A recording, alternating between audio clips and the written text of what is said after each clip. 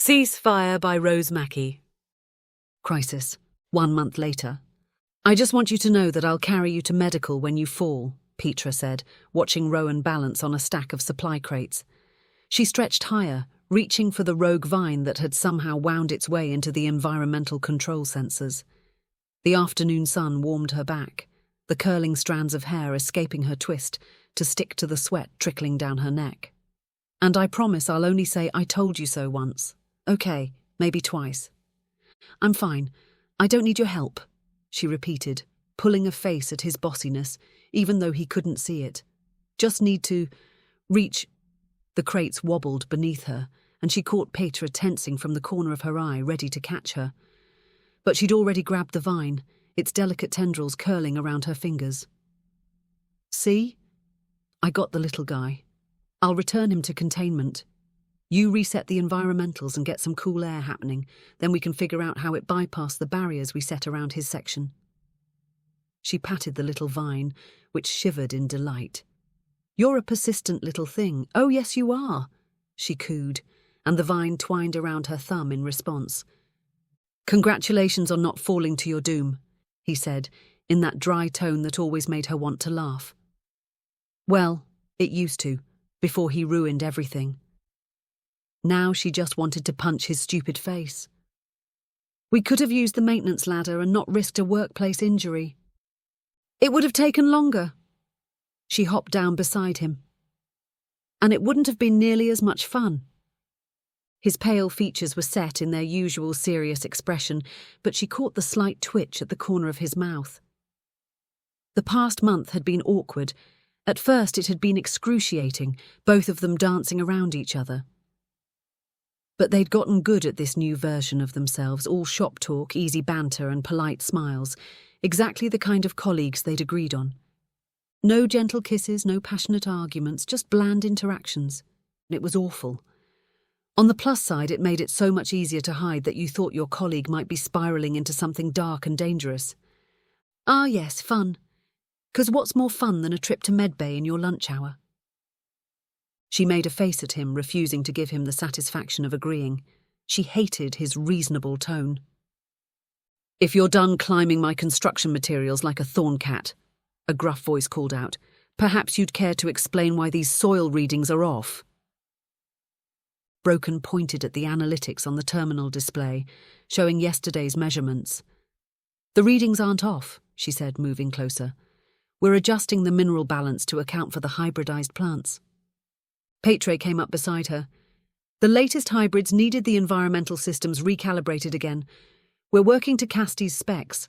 I'll help with the system's recalibration after we finish the morning inspection. I need to swing by colony admin anyway. I do have a day job, and I've been neglecting it with all the time spent on this project. Rowen nodded in agreement. All right, I'll grab an early lunch then, so you can head off after the inspections. Broken watched them wide-eyed, his brow furrowed with concern. He hadn't ventured to ask what was amiss. Well, at least not to Rowen, but the warrior was astute enough to sense that things had gone badly wrong between them.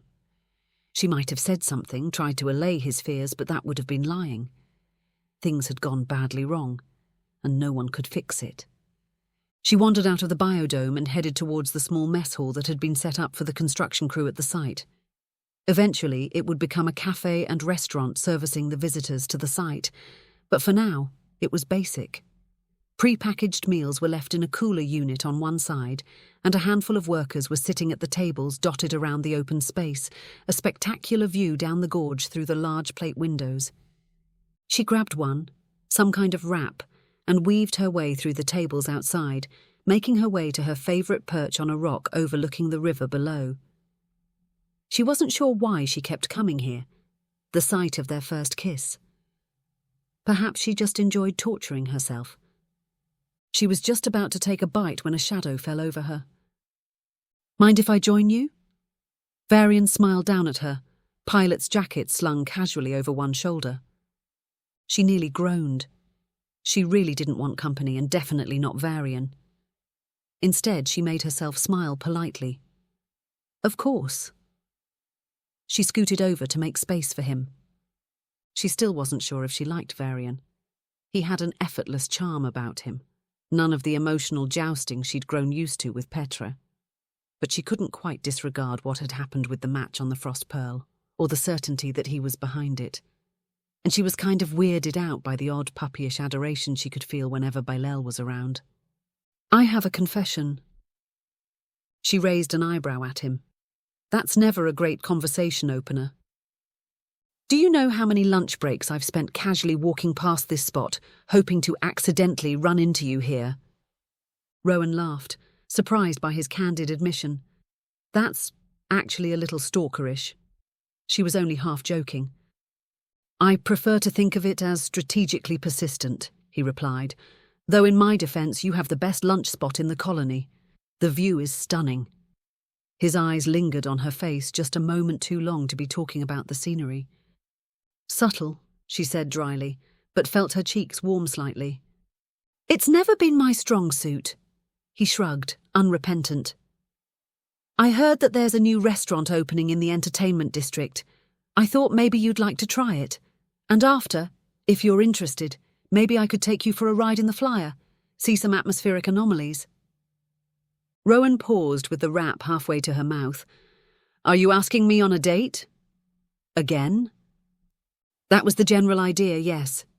He smiled self-deprecatingly, "though I'm apparently doing a terrible job of it." Her first instinct was to say no.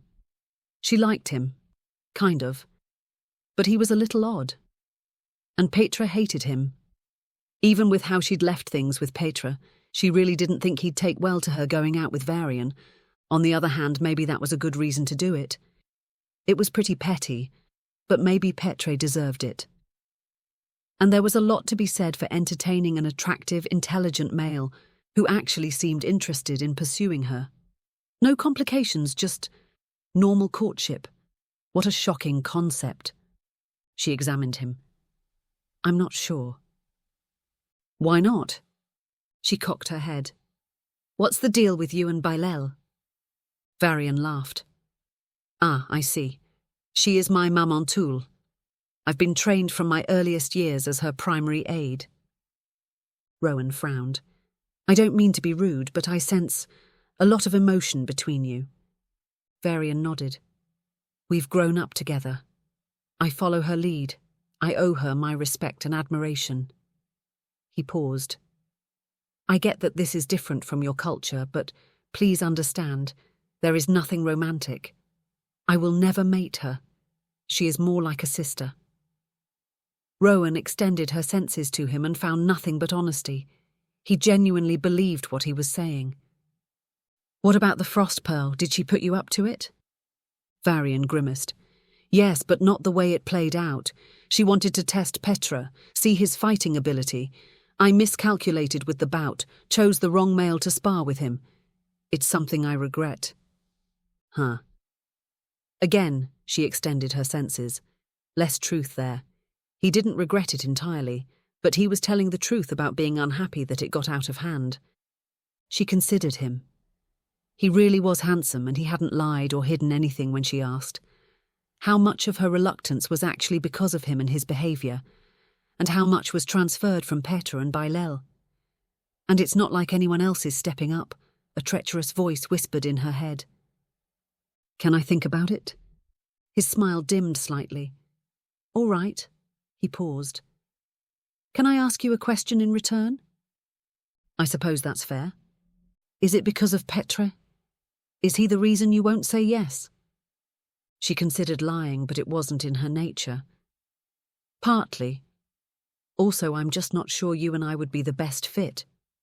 He shrugged. "Isn't that what the date is meant to tell us?" She laughed. "I suppose so." He stared out at the view, quiet for a moment. "I'm happy to wait until you're ready. Consider it an open invitation." He turned to meet her gaze. "But don't wait for someone that doesn't want you. We Verit, we're not shy when we are interested. If he hasn't declared his intentions, he's not behaving honourably. You shouldn't consider yourself bound to him." Rowen sighed. "I'll take that into consideration." When she returned to work, Petre launched into a detailed analysis of the morning inspection, going through the mammoth list of corrections and issues that needed action. Rowen nodded absently, only half listening. Are you with me here, Rowen? She snapped her attention back. Sorry, a bit distracted. He studied her. Something important? No, nothing, she lied. He looked at her oddly, and his mouth quirked at the side. You're a terrible liar. Her mind flashed her an image, him looking up at her as he teased her with his tongue, all passion and fire, before she squashed it. It was not helpful. Did you want to talk about it? No, I don't think so. I know things are weird with us, but I care about you. I want you to be happy. She glared at him. You forfeited the right to know what's going on with me. The statement hung between them. A door opened just a crack. She held his gaze steadily. Unless you've somehow found the courage to stand up to Bylelle, to fight for what makes you happy rather than what keeps you safe. He accepted the rebuke with a small nod, turning back to the terminal. The moment broke, leaving them once again on opposite sides of the chasm they'd created. Close enough to see each other, but too far to reach. Boots thundered overhead, the harsh echoes jolting them both back to reality. There you are! Fila's voice rang out, followed by the sight of her dropping from the catwalk with lithe agility. I thought I'd find you both buried in your garden. She grinned at her own joke. Petre muttered in disapproval. This is a biolab, not a cafe, you know. We can't just have people wandering in whenever they feel like it. Rowen made a face at him. Good afternoon, Fila, she said pointedly. I've got 20 minutes before my first meeting with the Malurian construction team. Can you run me through the environmental systems configuration proposal for Domes 5 and 6 again? I want to make sure I've got it down before I talk to them. She was already moving to examine the display set up with the plans. A loud crack from above cut her off, followed by the ominous sound of straining metal. Rowen's head snapped up at the sound. Through the crystalline panels overhead, she could see one of the main support beams twisting at an impossible angle. Fine cracks were beginning to spiderweb across the nearest dome section. Move! She grabbed Petre-'s arm, yanking him away from their workstation just as a shower of crystal shards rained down where they'd been standing. The main terminal sparked and went dark. Fila was already in motion, activating her comm. Emergency in horticulture construction main biodome. Structural failure in progress. Need immediate... Another crack, louder this time. The structure groaned, and Rowen's stunned brain finally kicked into gear. The pressure differential, she said, mind racing. If that panel gives way completely... The entire sector will decompress, Petre finished. We need to seal it off before... No! Rowen's fingers flew across her datapad, bringing up the environmental readings. Look at these numbers. If we seal it now, it'll collapse. That entire structure is compromised. Sealing it will just redirect the pressure onto the next damaged area, triggering a cascade failure. We need to stabilize it first. More shards fell around them. Petre grabbed her arm this time, pulling her under the shelter of a maintenance bot. There's no time. Trust me. She met his eyes, willing him to understand. I can do this, but I need 3 minutes. Fila, keep the emergency teams from sealing those panels. Petre, take 3 of the Phalosian field generators and place them outside the dome, just beyond where the collapse is. She looked at the damaged main terminal, then up to the catwalk. I'll need to access the internal field generator from the auxiliary terminal. She didn't wait for his response, already moving toward the maintenance ladder. Behind her, she heard Fila calling out orders, directing the emergency response. The ladder vibrated under her hands as she climbed. More cracks appeared in the dome above her, but she forced herself to focus on the calculations running through her head. If she was wrong about this, she wasn't just risking her own life. At the top, the catwalk swayed alarmingly. Rowen! Petre's voice carried from below. Whatever you're going to do, 2 minutes, she yelled as she slid along the railing, stretching toward the auxiliary controls for the field generators. Her fingers found the access panel, yanking it open. The board inside was a maze. Standard procedure would be to shut everything down, seal off the sector. Safe, predictable by the book. But she hadn't spent months studying the integration of Verit, ancient alien, and Falosian engineering for nothing. She activated the comm channel on her HUD and broadcast her instructions to anyone nearby with an open channel. "Realigning the north wall internal field generator," she called down, voice steady despite her racing heart. "Petre, double-check my calcs. I'm sending them to you now. I need you to prepare for a manual sync of the external and internal field generators. If the calcs are right, align them to this orientation and frequency now, on my mark." "That's not—" His voice responded in her ear. "You're going to create a self-regulating counter-pressure bubble. That's insane. Our systems don't work like that. It's completely against—" "Casti's modifications can." The metal creaked ominously under her feet. "Ready?" A pause, then, "Ready. Generators aligned." Her hands moved quickly, reworking connections. If she could merge the two approaches. Another sharp crack. Another piece of the crystalline panel twisted free, shooting past her head close enough that she felt the wind of its passage. Somewhere below, she heard Fila shouting evacuation orders. "Now!" Rowen pushed her new configuration to the field emitters, praying she'd calculated correctly. "Hit it, Petre!" For a horrible moment, nothing happened. Then she felt it.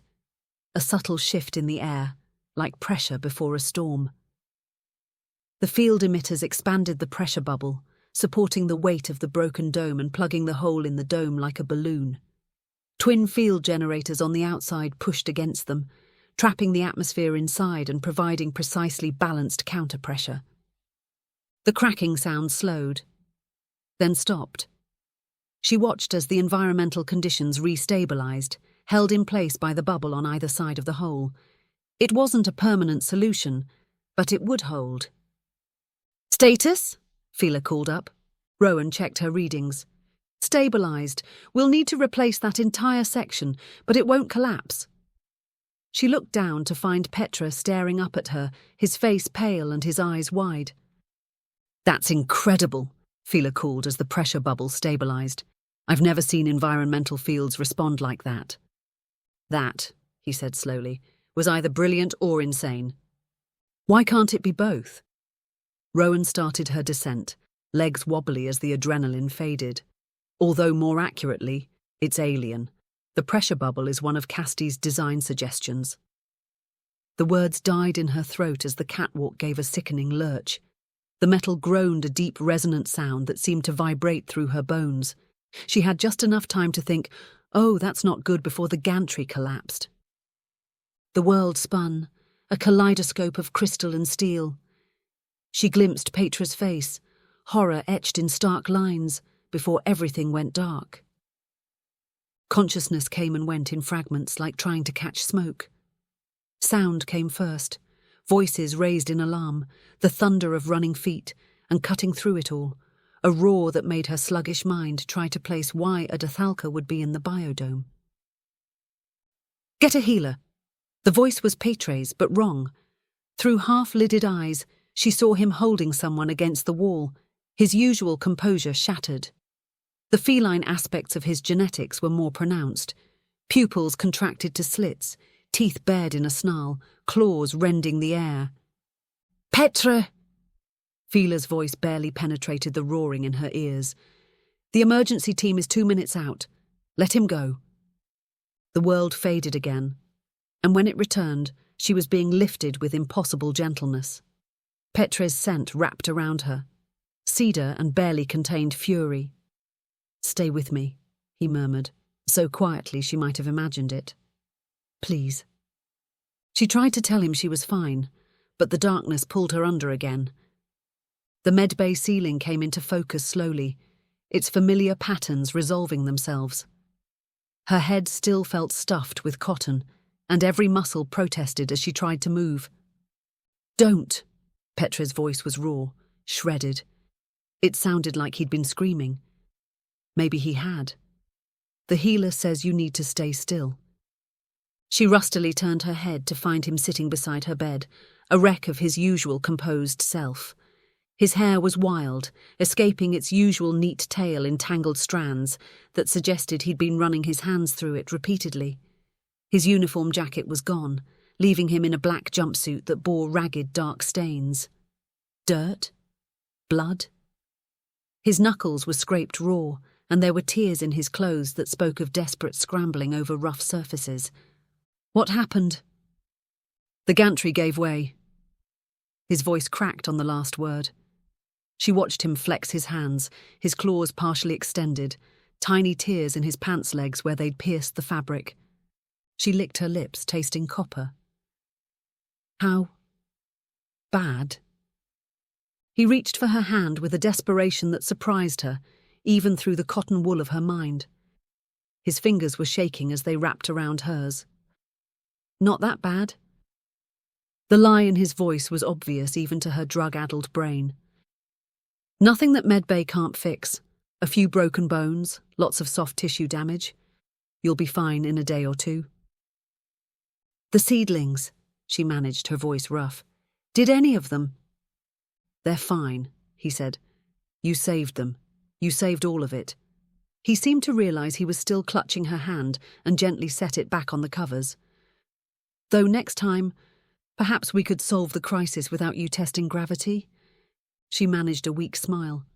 Where's the fun in that? She didn't see how he swayed slightly when she closed her eyes, as if struck. Didn't see how his hands trembled as he pushed his wild hair back from his face, leaving fresh streaks of dirt and blood across his forehead. Didn't see how he stood there just watching her breathe.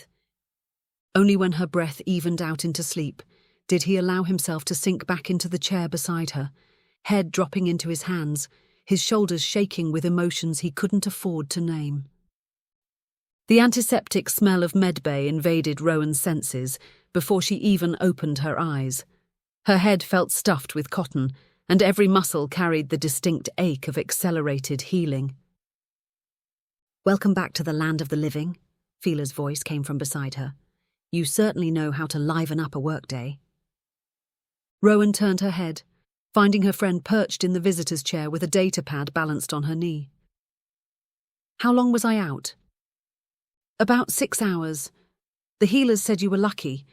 Clean breaks, no complications, a fair bit of soft tissue damage, though I think their definition of lucky needs work.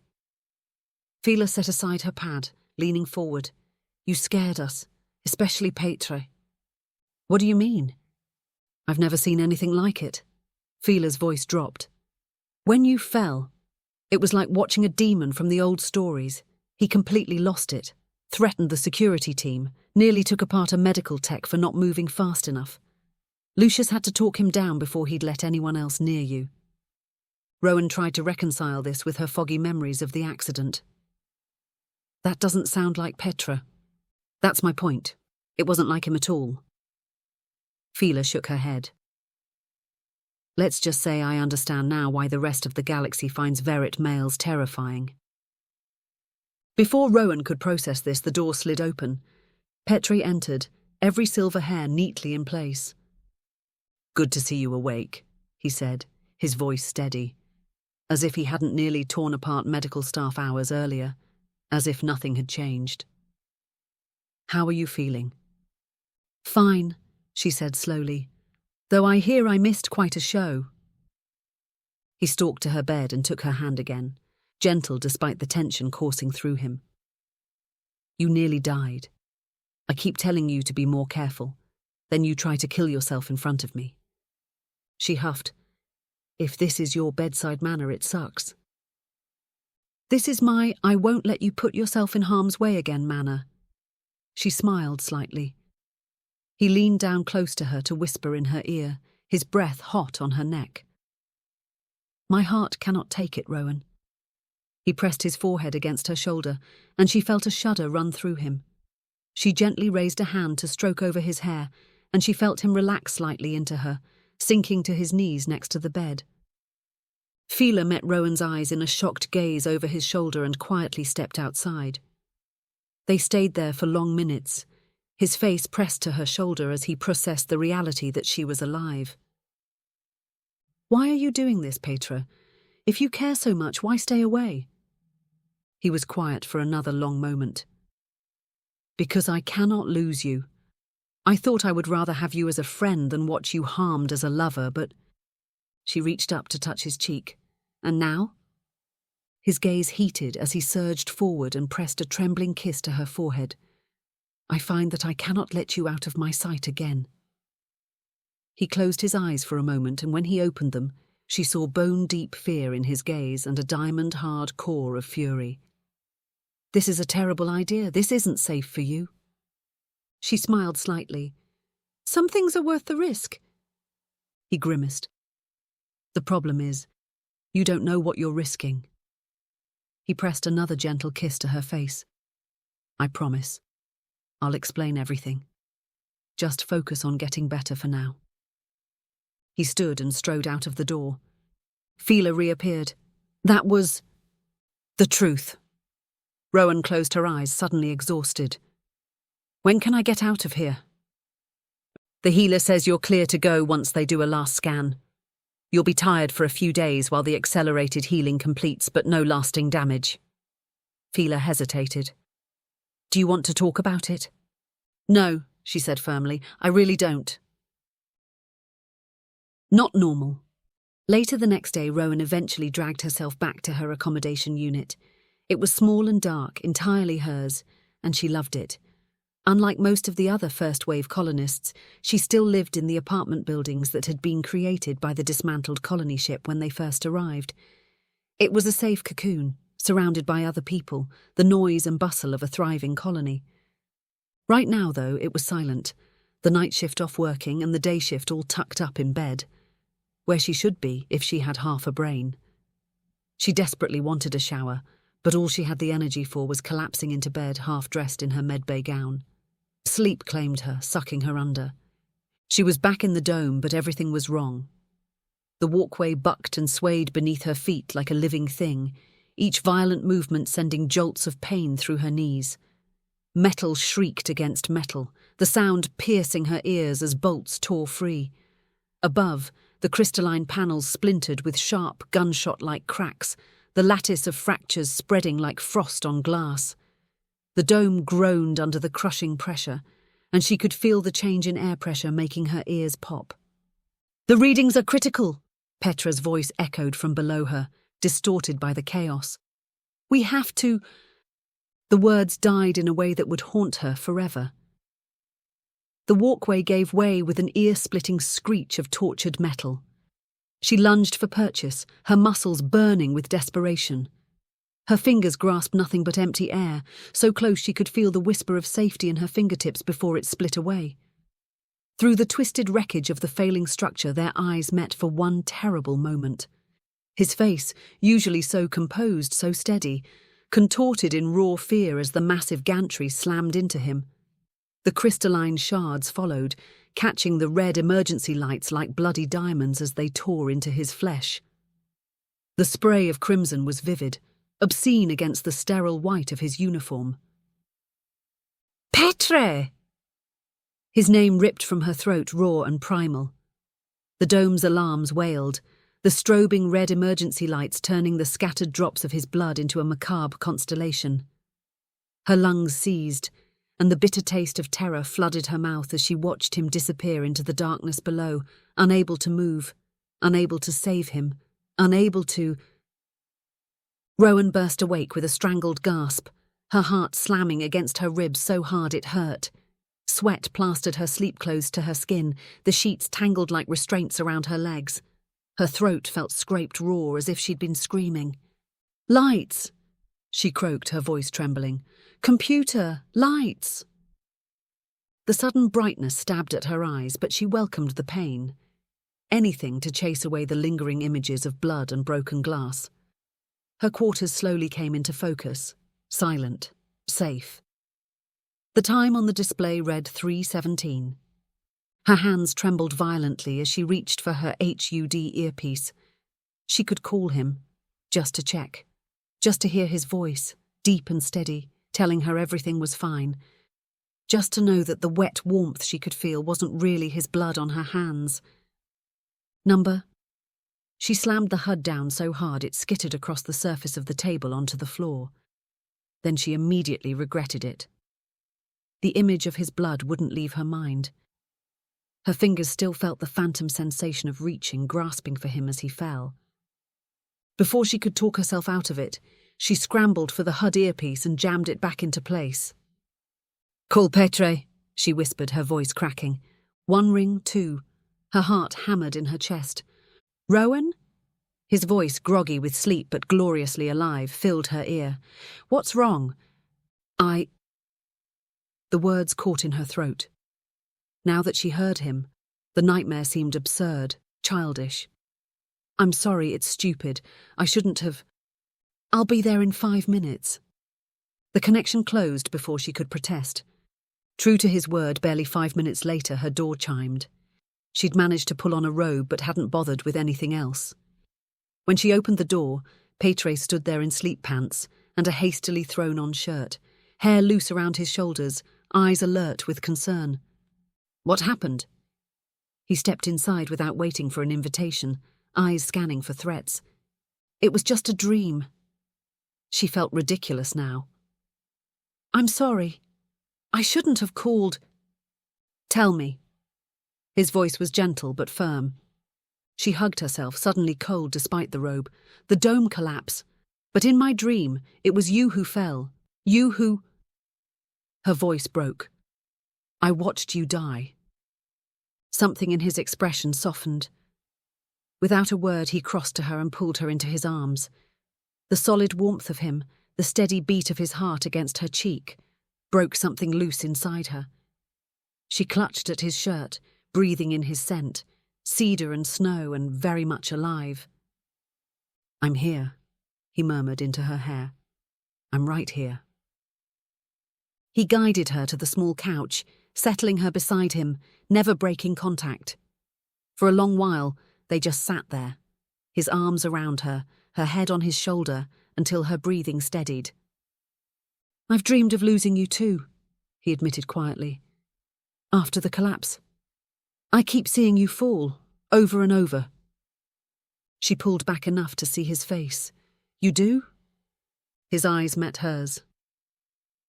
I think I need to tell you the truth, Rowen. About everything." "Everything?" He nodded, his expression grave. "Bylelle. She's blackmailing me. She has my father. Lucan and I have been trying to find him, but until we do—" He exhaled slowly. "She's threatening to kill him if I don't do what she wants." "What does she want?"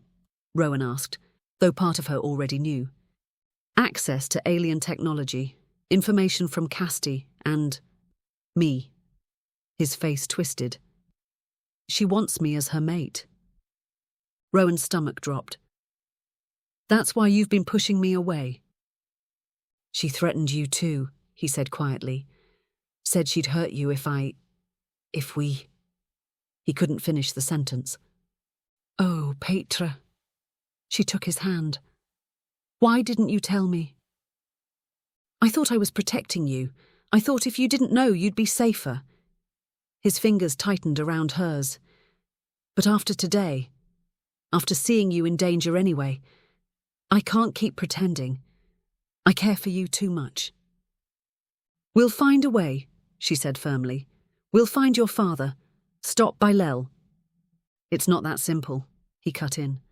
"After today, everyone saw how I reacted when you were hurt. Bylelle won't miss that. She'll know what you mean to me." Rowen's mind raced. "Then we hide it. In public, we stay professional, distant. She'll be watching, she'll suspect. We'll think of something." His eyes opened, and the fierce protectiveness there took her breath away. "But I need you to know this, Rowen. Whatever happens, you are mine, and I am yours." Her heart caught. "Yours," she agreed softly.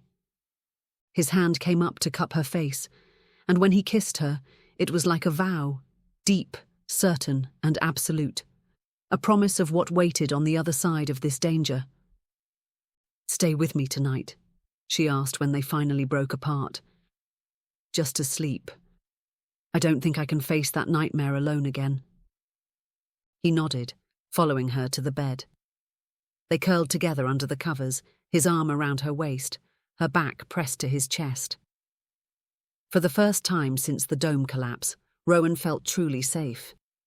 "We'll figure this out," she murmured, already drifting.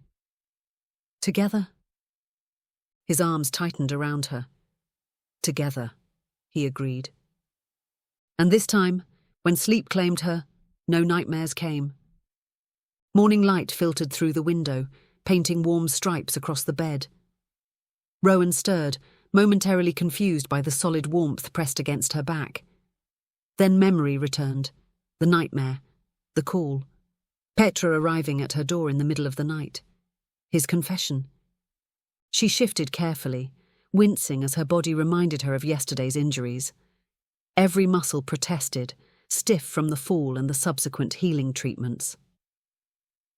"Don't move," Petre murmured, his voice rough with sleep. His arm tightened fractionally around her waist. "The regenerative treatments work better if you rest." "Good morning to you too," she said, smiling despite the discomfort. He propped himself up on one elbow, looking down at her with a concern that made her heart catch. Without the usual mask of reserve, his face was open, vulnerable. His silver hair fell loose around his shoulders, catching the morning light like a cloud. Ridiculously, she wondered what he used on it to get it to look so silky soft. First thing in the morning. "How are you feeling?" "Like I fell off a catwalk and nearly died," she replied dryly.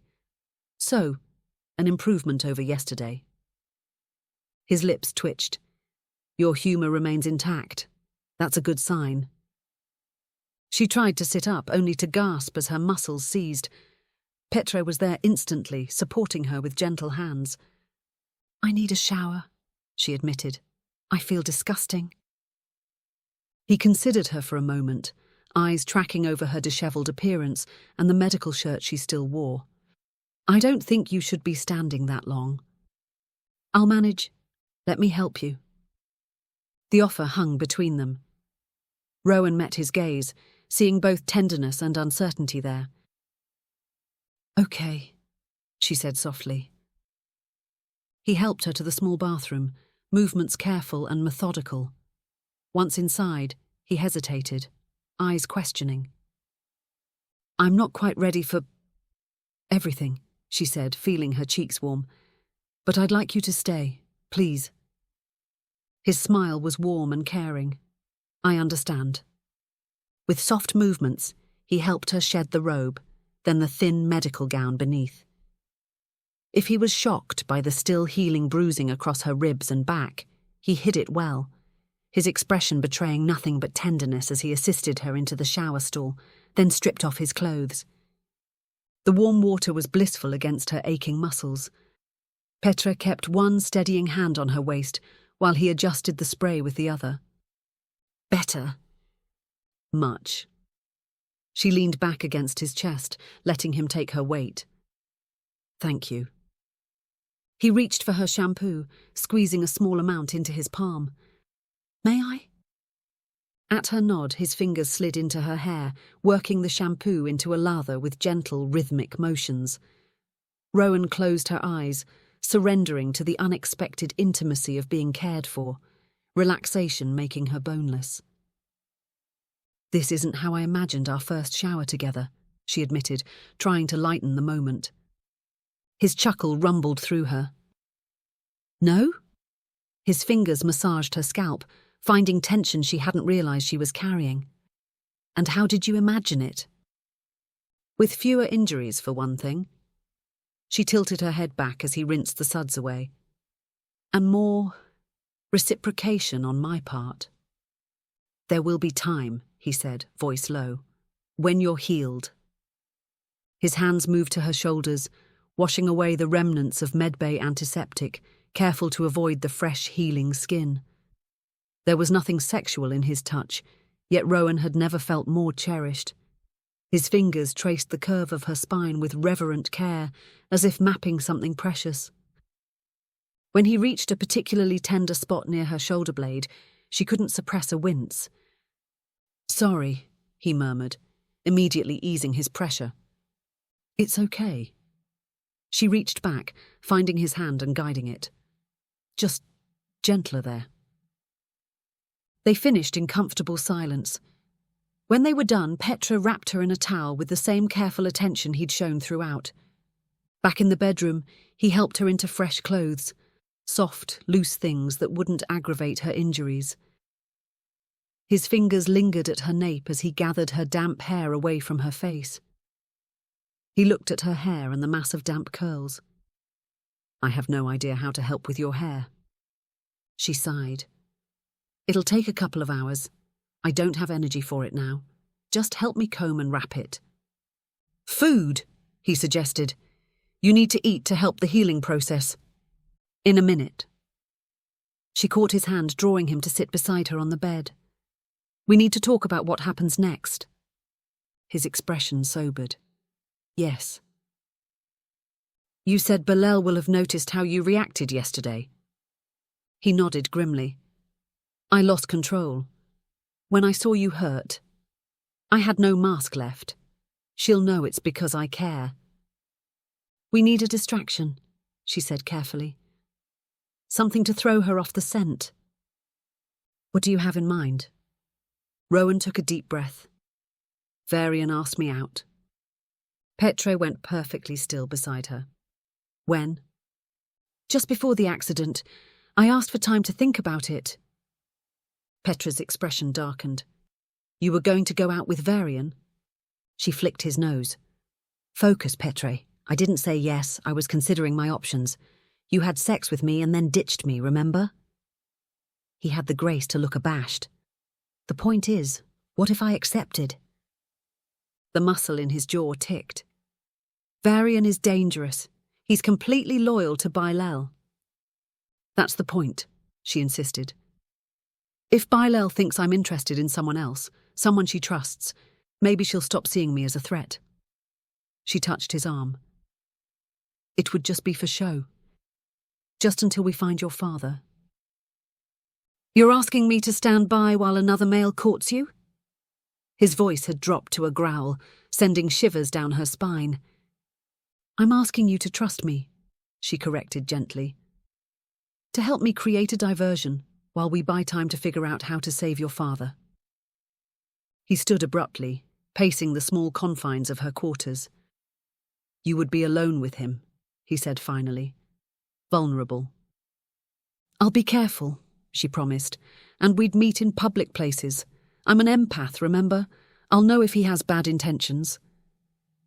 Petre ran a hand through his still damp hair, his expression tortured. "Do you realize what you're asking of me? To watch another male touch you, speak to you, while I have to pretend indifference?" "I know." She rose unsteadily, moving to stand before him. "And I wouldn't ask if I could think of another solution. But Bylelle is watching you, not me.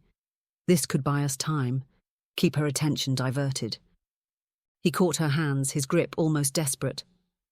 "I don't like it. Neither do I." She met his gaze steadily. "But I'd rather pretend with Varian for a few weeks than risk losing you forever." The silence stretched between them, taut with unspoken emotion. Finally, a subtle shift in his posture told her she'd won. "3 rules," he said, voice tight. "First, you meet only in public places.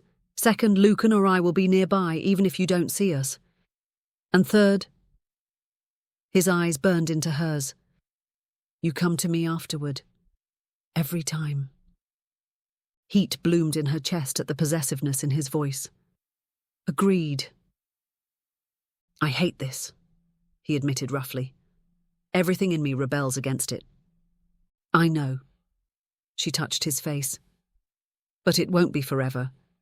Just until we find your father and deal with Bylelle." He turned his face to press a kiss to her palm. "Be careful with Varian. He's more dangerous than he appears." "I will," she promised. "And in public, you and I will be strictly professional. While I watch you with him." The words emerged like they physically pained him. "While you know that it's you I'm coming home to," she corrected softly. He pulled her to him then, mindful of her injuries, and kissed her with a fierce possessiveness that left her breathless. When they finally separated, his eyes were dark with emotion. Mine, he said simply. She smiled up at him, heart full. Yours. No matter what game we have to play out there. He nodded once, decision made. Then let's play it well. For both our sakes. Rowen was in the middle of an epic battle with her hair when the knock on her door came. The past 2 days of convalescence had left her with a bird's nest of epic proportions, though she couldn't help but smile at the memory of Petra's fingers working gently through it that morning. He'd left hours ago, reluctantly returning to his own quarters before anyone noticed his absence. The last thing she wanted was to entertain visitors. She looked at the door, and then back at herself in the mirror. No. Absolutely not. The door chime went again. Go away, she called out, wincing as she worked the comb through another tangle. I'm not in. Good cover. Fila's voice carried through the door panel, followed by Zira's more practical, we brought wine and snacks. The problem with empath friends was that they always knew exactly when you needed them, whether you wanted them to or not. Fine, but I'm not dressed. Hey, lovely, Zira said as the door slid open. Both females carried bottles and cartons of food. You look awful, Fila announced cheerfully, setting her offerings on the small table. She paused, nostrils flaring slightly. And your quarters smell different. Rowen froze for a split second. Cedar and snow. Petra's scent. I've been trying some new air fresheners, she lied, turning away quickly. Medbay smells linger. Zira's expression was skeptical, but she didn't press. Come sit. Zira grabbed the comb and settled herself behind her on the couch to start working through Rowen's curls. Fila handed her a drink that smelled expensive and definitely not colony-produced. How are you doing? I'm okay, I think. Just tired now, mostly. That, at least, wasn't a lie. Despite a peaceful night in Petre-'s arms, her body was still recovering. Fila took a sip of her own drink and started pulling food, plates and eating utensils out to set on the low table in front of the sofa. How's Petre? He was really worried about you. Rowen kept her expression carefully neutral. Was he? I haven't seen him since we were in Medbay. The lie felt clumsy on her tongue. Zira's hands stilled in her hair. Really? Her voice was carefully neutral. Yes, really, Rowen insisted, perhaps too quickly. Why? Fila and Zira exchanged glances. Because, Fila said slowly, you're practically glowing with contentment underneath that exhaustion, and you're a terrible liar. I'm not Rowen. Zira's voice was gentle, but firm. We're empaths too, remember? Your emotional signature is different today, happier, more settled. And, Fila added, leaning forward with a conspiratorial smile, these sheets smell like Petre. Panic fluttered in Rowen's chest. I don't... Stop, Zira said, returning to untangling Rowen's curls. You don't have to tell us anything you don't want to, but we're your friends. Whatever's going on, we've got your back. Rowen looked between them, seeing nothing but genuine concern. She exhaled slowly. It's complicated. Most worthwhile things are, Fila replied. And dangerous. Rowen's voice dropped. For both of us. Understanding dawned in Zira's eyes. Bylelle, she said softly. Rowen hesitated, then nodded. She's fixated on Petre. That's putting it mildly, Fila muttered. The way she watches him is disturbing. There's more to it, Rowen admitted carefully. Things I can't explain right now. But yes, Petre and I, we're together, and we need to keep it quiet. For how long? Zira asked. Until we can resolve the situation. Rowen couldn't bring herself to say more, not without betraying Petra's trust. I know it sounds paranoid, but it's real. If Bylelle knew... She didn't need to finish the thought. So that's why you've both been so strange lately, Fila said. All those hot and cold moments, the distance one day and the protective fury the next. We're working on a solution, Rowen said. But until then, we need to keep up appearances. No one can know about us. What do you need from us? Zira asked practically. Rowen felt a rush of gratitude. No judgment, no demands for more information. Just support. Just help me keep the secret and maybe run interference sometimes if things get awkward. Consider it done, Fila said immediately. She hesitated, then added, There's more you're not telling us, isn't there? Yes, Rowen admitted, but it's not my secret to share. Zira nodded. Fair enough. She resumed working the comb through Rowen's hair. Though when this is all over, I expect the full story. With details, Fila added, a mischievous glint in her eye. Especially the fun ones. Rowen laughed, feeling some of the tension ease from her shoulders. Deal. Fila raised her glass. To secrets worth keeping. And friends who help keep them, Zira added. As they clinked glasses, Rowen felt a rush of affection for these women who understood without demanding explanations. In a galaxy full of uncertainties, their friendship was something she could count on. Now, Fila said, settling back with her wine, tell us something you can share. Is he as good a kisser as he looks? Fila, Zira scolded, though her eyes sparkled with the same curiosity. Rowen felt herself blush. Better, she admitted. Much better. Before Rowen could say more, another knock echoed through the room. She groaned. I swear by the goddess, what do I need to do to recover in peace around here? When the door slid open, it was Varian who stood there. His smile faltered slightly when he saw her state of disarray. I'm sorry to disturb you, he said. I just wanted to check on you. Rowen glanced at her friends, who stared back wide-eyed. I'd invite you in, but we're having a girls' night. Of course I wouldn't want to interrupt such a sacred time. He smiled wickedly. I brought you these. They should be a suitable offering for you all. She snickered and accepted the package. Thank you. They're Verit sweet rolls. You didn't have to. I wanted to, he insisted. I would have brought them sooner, but I figured you needed rest more than pastries. He flicked a glance over her shoulder, where Fila and Zira were watching like it was the latest episode of Love Among the Stars. Listen, Varian said. I know the timing isn't great. You're still recovering, and there's obviously a lot going on with the project. He met her eyes directly. If you'd rather postpone or even... He gestured vaguely. Not pursue this at all, I understand. But I'd still like the chance to take you out sometime. I can wait as long as you like. Seriously? She'd nearly died and he was still pursuing her. He hadn't even waited 2 days. It was kind of creepy and stalkerish. Still, she pursed her lips in thought. It was too good of an opportunity to pass up. They needed to put Bylelle off the scent and fast. Actually, she heard herself say, I could use a night out. He grinned, delighted. When would you like to go? She considered. Do you have any plans tomorrow night? His jaw dropped in surprise before he laughed. No, nothing that can't be rearranged. She checked the time on her HUD.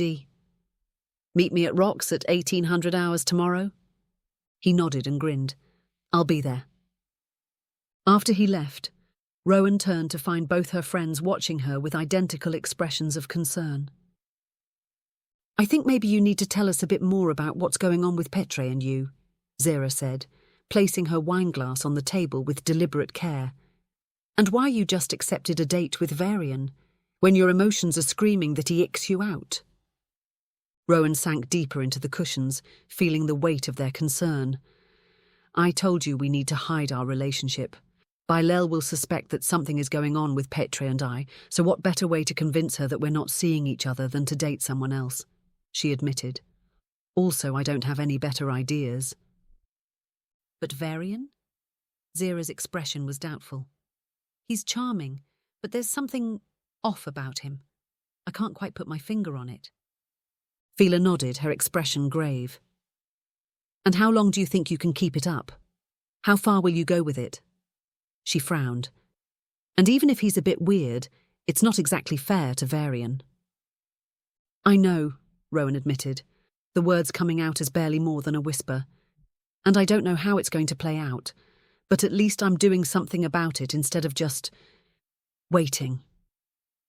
All right, Zira conceded, but promise me you'll keep your empathic senses open. If anything feels off with Varian, anything at all, you'll trust your instincts. I promise. Rowen managed a small smile. Besides, it's just one date now. Maybe I only need to go on a couple, and then she'll be satisfied. If you say so, Fila replied skeptically. This has all the makings of a holodrama. Mind if I take notes for my script I'm writing? Oh, shut up, Rowen laughed, some of the tension easing from her shoulders. At least he brought me pastries. Speaking of which, Zira reached for one of the sweet rolls, examining it with exaggerated suspicion. These do look amazing. She took a big bite. For the record, I think this whole thing is a terrible idea, and it's going to blow up in your faces.